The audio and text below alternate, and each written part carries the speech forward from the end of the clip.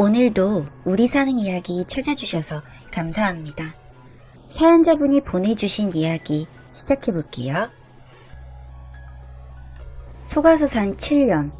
너무 억울한 그 세월을 돌이킬 순 없겠지만 이제는 다시 반복하지 않으려 합니다. 정말 미친놈을 만나 제 모든 걸 바쳤던 시간이 너무나 억울하고 열받습니다. 남편이었던 그놈과 저는 제가 빵집에서 알바하던 시절에 만났습니다. 알바하던 그 가게 보안업체 직원이었던 그놈은 항상 제가 마감할 때 같이 와서 도와줬고, 제가 고마움을 표시하면 원래 자기가 하는 일이 이런 것이라며 도와주고 묵묵히 다시 순찰을 가던 놈이었습니다. 제가 먼저 호감을 갖곤 있었지만 표현하지 않다가 고백을 하기에 얼른 받아주어 사귀게 되었습니다. 사귀고 나서 얼마 되지 않아 서로의 실수와 성에 관한 무지로 혼전 임신을 하게 되었습니다. 저는 정말 두려워서 많이 울었고 스트레스를 많이 받았습니다. 그때 제 나이 23이었으니 그럴 말도 한 나이였죠. 지금은 엄청 드센 아줌마지만요. 그렇게 매일 스트레스를 받으니 결국 유산이 되었습니다. 그때 정말 많이 울었고 그놈이 저한테 해준 말이 아직도 귀에서 들립니다. 너는 꼭 내가 책임진다.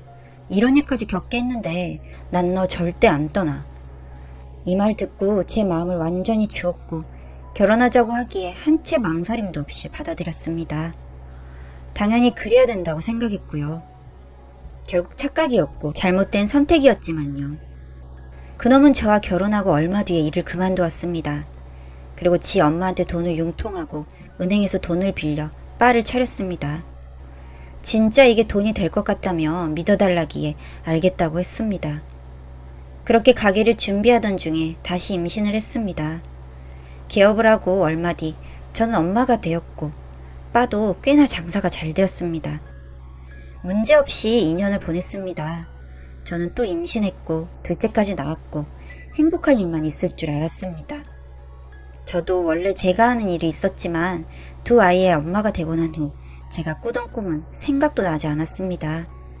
그냥 하루하루가 전쟁이었으니까요. 남자아이 2명 키워본 어머니가 계시다면 이해할 수 있으실 겁니다.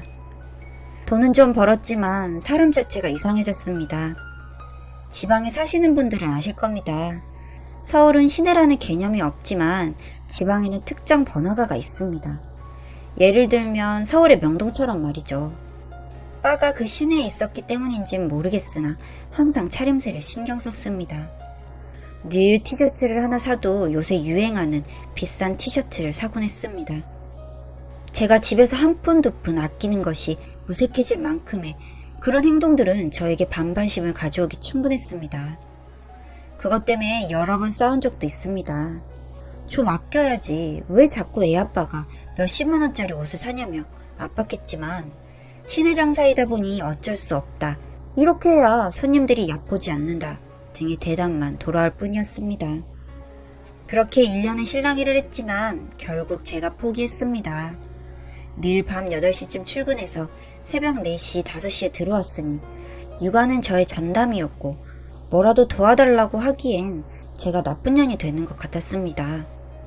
항상 견제되는 것이 있었습니다. 바 장사를 하다 보니 아가씨들이 늘 필요했는데 저로서는 여간 신경 쓰이는 일이 아니었습니다.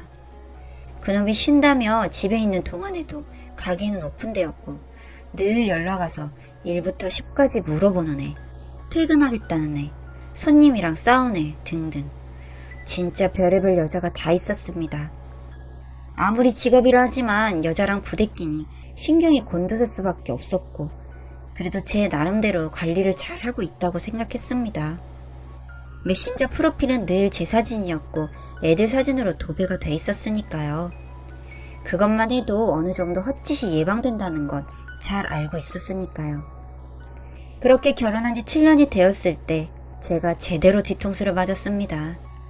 초등학교 친구들을 다시 만났다며 단체 채팅을 하며 늘 즐거워했는데 그 중에는 질이 안 좋은 친구들이 있어 늘 신경이 쓰였습니다. 평생 같이 한 친구들보다 더 가깝게 지내고 늘 만나 있고 늘 놀러가고 근데 전 그걸 몰랐었습니다.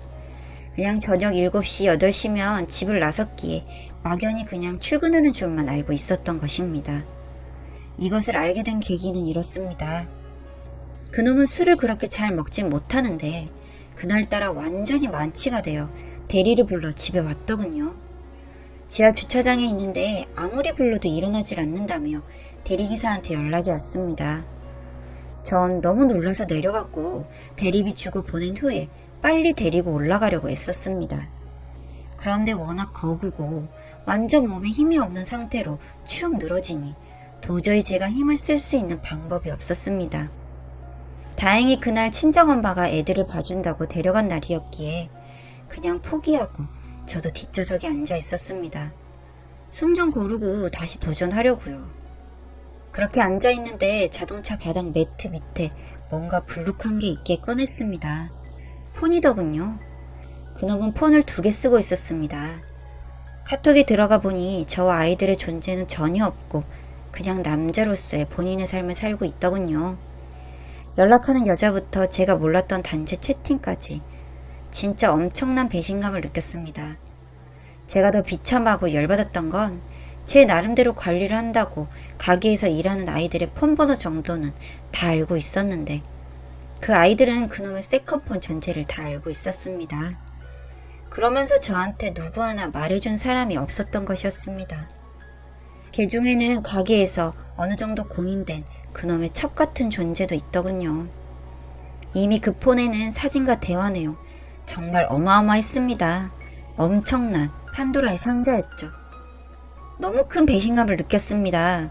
그냥 열이 받는 게 아니라 정말 아주 오랜 기간 동안 날 이렇게 기만했다는 사실이 절 열받게 했습니다.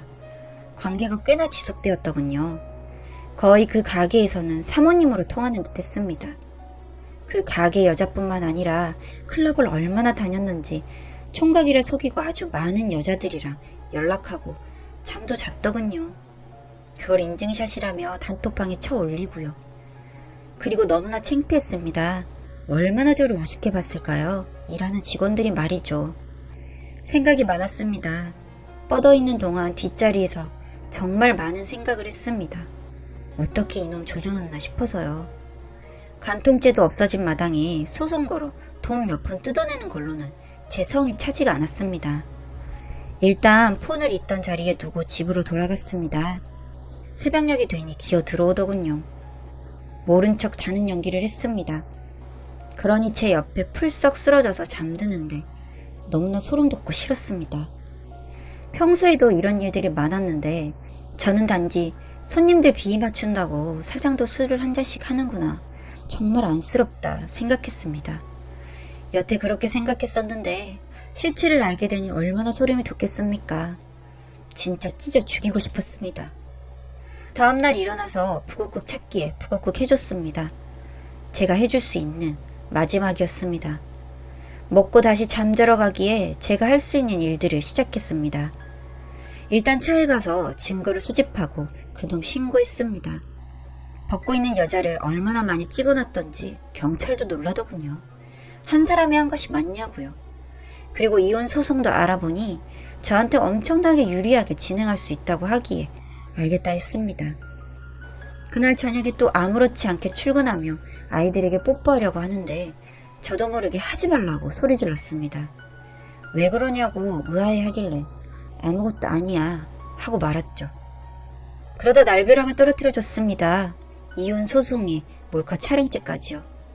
그 찍힌 여자들의 신상을 파악하는데 시간이 오래 걸렸지만 결국 경찰들이 찾아냈고 연락하여 고소할 마음 있냐고 하니 몇 빼고는 다 그렇게 하고 싶다고 하더군요. 한몫 챙기고 싶은 마음이었겠죠. 그러거나 말거나 상관없었습니다. 그놈은 줄 돈도 없으니 결국 영창에 갈 거니까요. 그렇게 조사받으러 불려가고 모든 걸 알게 된 그놈은 저한테 되려 성을 냈습니다. 무슨 대화도 없이 이렇게 사람을 매장시키냐고요. 진짜 오해라면서 난리를 치기에 도대체 뭐가 오해냐고 한번 설명해보라고 했더니 끝까지 거짓말을 하더군요. 폰에 저장되어 있던 사진들은 단톡방에서 다운받아 저장된 사진이라 본인은 관련 없다면서요. 그래서 제가 증거로 확보한 사진 보여주며 다리에 흉터가 났는데 무슨 개소리야 하니 엄청 당황해서는 그것만 자기라고 변명을 했습니다. 진짜 뭐 이런 놈이 다 있나 싶었습니다. 제가 사람을 잘못 봐도 한참 잘못 봤던 것이었죠. 정말 진실되고 책임감 있는 사람이라 생각했는데 책임감 있는 것은 맞지만 지 성욕을 주체 못하는 인간이었던 겁니다. 어차피 그때 이미 경찰에 신고가 접수된 상태고 피해자에게 다 연락이 간 상태였기 때문에 제가 뭐 어떻게 할 수도 있는 상황도 아니었고 용서해줄 마음도 없었습니다. 시어머니였던 그 여자가 와서 남자가 바깥일 하면 잠깐 실수할 수도 있지, 그것 가지고 애 신세를 망쳐놓으려 한다며 저를 파렴치한 년으로 취급했지만 별로 충격도 없었고 상처도 없었습니다. 네, 알겠고 어차피 자동으로 이혼되겠지만 이혼하겠습니다. 딱 한마디만 했습니다. 그리고 그놈은 영창 같고 영창에 나와서도 전자발찌 차야 되는 버러지 같은 인간으로 살아가야 했습니다. 제 아들 둘에게는 아빠 없는 자식으로 키우게 되어 정말 미안하지만 그런 파렴치하고 두 얼굴의 인간을 제 남편으로 여기고 살아가야 할 자신이 도저히 없었습니다. 나만 참고 살면 된다, 이것도 생각 안 해본 건 아닙니다. 그치만 같은 여자 입장으로 생각했습니다. 그 여자들은 유부남인 것도 모른 채 좋다고 하루를 보낼 텐데 그 사이에 인증샷이라며 사진이 찍혀지고 그것이 뿌려지고 원하지 않는 누군가에게 본인의 알몸이 보여지고 그런 과정들을 생각하니 도저히 그냥 넘어갈 수가 없었습니다. 명백한 범죄니까요. 전 아직도 많이 힘듭니다. 아직 정신적 충격에서 헤어나오지도 못했고 한동안은, 아니 평생 동안 그 상처와 배신감에 시달려 살 수도 있을 것 같습니다.